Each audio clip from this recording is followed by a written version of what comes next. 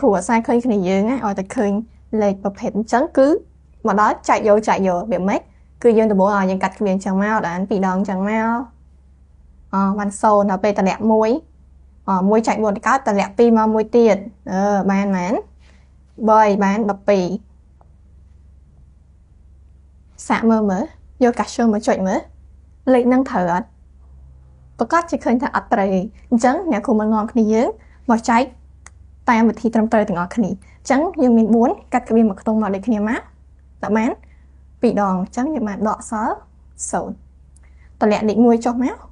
អញ្ចឹងដល់ពេលដែលយើងតម្លាក់លេខ1ចុះមកយើងចែកជាមួយនឹង4អត់បានទេដោយសារ1តូចជាងអញ្ចឹងយើងអត់តម្លាក់2មកទៀតទេយើងបើសិនជាយើងតម្លាក់មកចែកវាអត់បានគឺយើងបានមែនបាទ0ហើយយើងគុណធម្មតាមក0គុណនឹង4 0ចាហើយតមកយើងសល់សំណល់1អញ្ចឹងបាទយើងតម្លាក់តទៀត2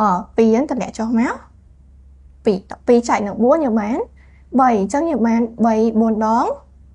12ចាការចែកបែបនេះគឺទៅជាទម្រង់ដែលត្រឹមត្រូវហើយនេះគឺជាអនុវត្តដើម្បីយកឲ្យគ្នាយើងសាកយកចែកមើលប្រយ័ត្នបាត់0ទៀតចាអ្នកគ្រូមានប៉ុណ្ណឹង